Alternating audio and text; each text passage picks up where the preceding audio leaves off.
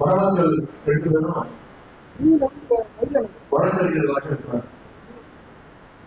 ரொம்ப மகிழ்ச்சி. என்னன்னா இன்னைக்கு கடலுக்கு இந்த நேரத்துல நிறைய வழக்கறிஞர்கள் தேவைப்படுவாங்க. ஏன்னா உங்களுக்கு தெரியும், நீங்க அமைந்திருக்கக்கூடிய இந்த சோகாபார் அரசுடைய போதை குடும்பம் கடந்த 1 மாசத்துல அடிச்சு துவைக்கப்பட்டு நோக்கி வருகிறது. ஒவ்வொரு நாளும் இந்த ஆட்சியுடைய அவர்களெல்லாம் மக்கள் புரிஞ்சு இருக்கிறாங்க. இன்னைக்கு இந்த அரசுடைய தவறுகளை சலுகைகளை எல்லாம் இந்த இளைஞர்கள் தட்டி கேட்க ஆரம்பிச்சிருக்காங்க. ஆனா அந்த தட்டி கேட்கிற இளைஞர்களை நம்முடைய கழகத்தினரை கைது செய்கிற வேலையை இந்த அரசு சோகமான அரசு இன்னைக்கு ஆரம்பிச்சிருக்கிறாங்க. ஆகவே இது போன்ற அடக்குமுறைகளை எதிர்கொள்ள நிச்சயம் நமக்கு நிறைய வழக்கறிஞர்கள் தேவை. அந்த வகையில் இந்த மேடையிலே நமக்கு 2 வழக்கறிஞர்கள், அதுவும் ஜோடியான வழக்கறிஞர்கள் நம்முடைய இயக்கத்துக்கு கிடைச்சிருக்கிறாங்க. தூய சக்தின்னு சொன்னவங்க ஆட்சிக்கு வந்து என்ன பண்ணாங்கன்னு நீங்க அந்த தொலைக்காட்சியில் வந்துருக்கீங்க. ஆட்சிக்கு வந்து 5வது ஸ்டேட் அடுத்து ஆரம்பிச்சாங்க. சில கட்சிகளுக்கு முதல்ல சோஃபா போகும். சோஃபாவுக்கு பின்னாடியே நம்முடைய முதலமைச்சர் தொடர்ந்துகிட்டே போவார். சோஃபா தொடர்ந்துகிட்டே போவார். அப்புறம் முதலமைச்சர் பின்னாலே அண்ணா சட்டமன்ற உறுப்பினர்கள் ராஜினாமா கேட்டதோடு ஒவ்வொரு சூழலை வரதெல்லாம் பார்த்துட்டு இருக்கிறோம். இன்னைக்கு இந்த காட்சியா தமிழ்நாட்டில் 1 மாசமாக ரிப்பீட் போர்ட்ல தினமும் இது ஒரு செய்தியாக வந்துட்டு. அது மட்டும் இன்னைக்கு தமிழ்நாட்டில் என்ன பார்த்தாலும் மட்டும்தான் மின்வெட்டு கரண்ட் கட்டுவாங்க. எனக்கு என்ன ஆச்சரியமா, இந்த நேரம் வரைக்கும் இந்த மண்டபத்துல கரண்ட் கட்டாத ஜெனரேட்டர்ல ஓடிட்டு இருக்கு.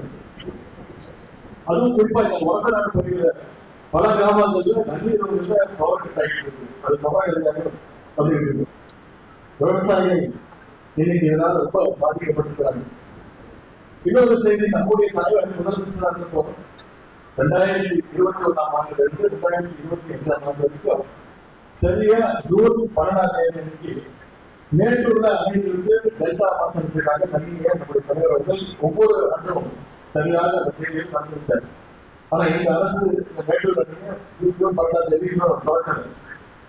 அது மட்டும் முழுமை சாகுபடிக்கு அவர் அறிவிச்ச ஸ்பெஷல் பேக்கேஜ் பத்தாயிரத்தி விவசாய மக்களும் சாலையில் வந்து போராடிட்டு இருக்கிறாங்க.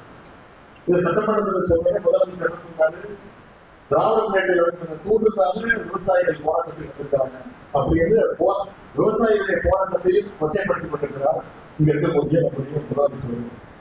தேர்தல் அப்போ 5 ஏக்கர் வரைக்கும் பயிர் நடும் தள்ளுபடினு முதலமைச்சர் வந்து தேர்தல் பிரச்சாரத்தில் வாக்குறுதிகள் கொடுத்தார். ஆனா அதெல்லாம் செஞ்சாரா அப்படிங்கிறத நீங்க யோசிச்சு பார்க்கணும். முதல்ல 1 லட்சம் வரைக்கும் பயிர் கடன் வாங்கியிருந்தா வெறும் 5000 ரூபாய் தள்ளுபடி அப்படின்னு அறிவிச்சாங்க. அதுலயும் பாத்தீங்கன்னா சிறு விவசாயி, குறு விவசாயிக்கு தரப்பிடிச்சாங்க. அது பிறகு 75,000 வரைக்கும் தள்ளுபடின்னு சொன்னாங்க.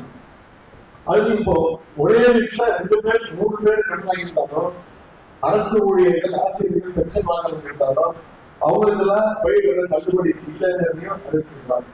இது எல்லாத்தையும் விட மிகப்பெரிய ஒரு பொருளை சட்டம் ஒழுங்கு சீர்குலைவு. இன்னைக்கு தமிழ்நாட்டுடைய சட்டம் ஒழுங்கு எந்த அளவு இருக்கு நம்ம தெரியும். ஒரு அலுவலகத்துல படுகொலைகள் இன்னைக்கு ஆட்சியாளர் தெரிவிக்கிறாங்க. இதையெல்லாம் கணக்கு சார்பாக சட்டமன்றத்துல நாங்கெல்லாம் பேசணும். ஆனா அதற்கெல்லாம் பதில் சொல்லக்கூடிய முதலமைச்சர் அதற்கெல்லாம் பதில் சொல்லாம பாத்தீங்கன்னா ஒரு பதிலும் கிடையாது. ஆளுங்கட்சியினர் சட்டசபையில என்னென்ன கூட்டல் சார்ந்து நீங்க அதற்கு தொலைக்காட்சியில் பார்த்துருப்பீங்க. எங்களுக்கெல்லாம் அவங்க சந்தேகம், இது சட்டமன்றமா இல்ல சினிமா தேட்டரா இல்ல ஏதாவது ஒரு ஷூட்டிங் ஸ்பாட் வந்து கேட்கிற அளவுக்கு இன்னைக்கு சட்டமன்றத்துடைய தரத்தையே நம்முடைய ஆளுங்கட்சியினர் குறைத்து கொண்டிருக்கிறாங்க. ஆனா எதற்கெடுத்தாலும் திமுக தான் காரணம் அப்படிங்கிறது ரெடிமேட் பதிலாக இன்றைய ஆட்சியாளர்கள் வச்சிருக்கிறாங்க. நம்முடைய தலைவர் செஞ்ச பணிகளாக நல்லது நடந்தா அதற்கும் சேர்ந்து ஆட்சியாளர்கள் இன்னைக்கு சிக்கல் பண்ணிக்கிறாங்க. அதுவே பிரச்சனைனா திமுக தான் காரணம் அப்படிங்கிற ரெடிமேட் பதவியும் கொண்டிருக்கிறாங்க. அது மட்டும் இல்ல, நம்முடைய தலைவரை சிறுவப்படுத்தல் அப்படிங்கிற நோக்கத்தோடு அப்படிங்கிற பெயர்ல நம்முடைய தலைவரை முதலமைச்சர் கேள்வி கொண்டிருக்கிறார் என்றும் சட்டமன்றத்தில் பேசினார். நம்ம தலைவர் என்னைக்கும் தேடி கண்டுபிடிக்கிற இடத்திலிருந்து நம்முடைய தலைவர் என்பதே கிடையாது. மிசா டைம்ல தலைவரை தேடி போலீஸ் கோபாலம் இல்லத்துக்கு 40 கைது செய்வதற்கு அன்னைக்கு வந்தாங்க. அப்போ கலைஞர் சொன்ன பதில், என்னுடைய மகன் கடக நிகழ்ச்சிக்காக வெளியூர் போயிருக்காரு, வந்ததும் நானே இவர்கிட்ட அனுப்பியிருக்கிறேன்னு சொன்னவர் தான் டாக்டர் கலைஞர் அவர்கள். கலைஞர் சொன்னபடி கலாய்ப்பணி முடிஞ்சு வந்த நம்முடைய தலைவர் உடனடியாக காவல் நிலையத்துக்கு அனுப்பி வச்சார். இன்னைக்கு மகளிர் உரிமை திட்டத்தின் மூலமாக, புதுமை பெண் திட்டம், தமிழ் புதுமை திட்டம் மூலமாக, நான் முதல்வர் திட்டங்கள் மூலமாக இன்னைக்கு எங்களுடைய தலைவர், நம்முடைய தலைவர் தமிழ்நாடு முழுக்க இருக்கிறார், எங்கும் நிறைந்திருக்கிறார் நம்முடைய தலைவர். தினமும் மக்களோடு மக்களாக இருக்கக்கூடியவர் நம்முடைய தலைவர்கள், மக்களுடைய இதயத்தில் இருக்கக்கூடியவர் நம்முடைய தலைவர்கள். ஆனா அதே நேரத்தில் சென்னை இருக்கக்கூடிய நம்முடைய முதலமைச்சருடைய தொகுதி, பெரம்பூர் தொகுதி மக்கள் என்ன சொல்றாங்க, நாங்கெல்லாம் தெரியாத ஒருத்தரை தெரியாதமா ஜெயிக்க வச்சுட்டேன், அவர் எங்க போனாங்க யாராவது பார்த்து எல்லாமே கேட்கிற அளவுக்கு பெரம்பூர் சட்டமன்ற தொகுதி மக்கள் புலம்பிட்டு இருக்காங்க. இந்த ஆட்சியில ஒட்டுமொத்த தமிழ்நாடு காலம் கேட்டுட்டு மின்சாரத்தை கேட்டுட்டு இருக்கு. போன 5 வருஷம் நல்லா சட்டமன்ற இன்னைக்கு மக்கள் கேட்டுட்டு இருக்காங்க.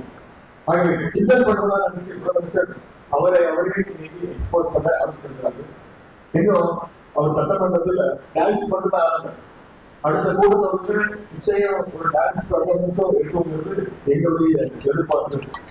ஆகவே இன்னைக்கு தமிழ்நாடு இவ்வளவு ஒரு பேரிடர்ல மாட்டிட்டு இருக்கு. இந்த பேரிடர் வந்து தமிழ்நாட்டை நீக்க வேண்டியது நம்முடைய பொறுப்பு, உடற்படுத்த வேண்டிய நம்முடைய பொறுப்பு. அதற்காக நாம் அனைவரும் வருங்காலத்துல ஒற்றுமையோடு உழைக்க வேண்டும். நம்ம பார்க்காத வெற்றியும் கிடையாது, நம்ம பார்க்காத தோல்வியும் கிடையாது. கட்சியையும் தலைவரையும் மனசு வச்சு நம்முடைய பணிகளை தான் நம்ம மேற்கொள்ள வேண்டும். இந்நேரத்துல மணமக்களுக்கு அனைவரின் சார்பாக ஒரு வேண்டுகோள், நீங்க ஒற்றுமையோடு இருக்க வேண்டும். விட்டுக் கொடுக்கக்கூடிய விஷயம் விட்டுக் கொடுத்து, அதே நேரத்தில் சுயமரியாதை எந்த நேரத்தில் விட்டுக் கொடுத்தாலும் வாழ்க்கையை நீங்கள் அமைத்துக் கொள்ள வேண்டும். உங்களுக்கு பிறக்கக்கூடிய குழந்தைக்கு அழகிய ஒரு தமிழ் பெயர் நீங்கள் சூட்ட வேண்டும் என்று கூறிக்கொண்டு இந்த வாய்ப்புக்கு நன்றி கூறி மணமக்களுக்கு அனைவரின் சார்பாக வாழ்த்துக்களை கூறி விடைபெறுகிறேன். நன்றி, வணக்கம்.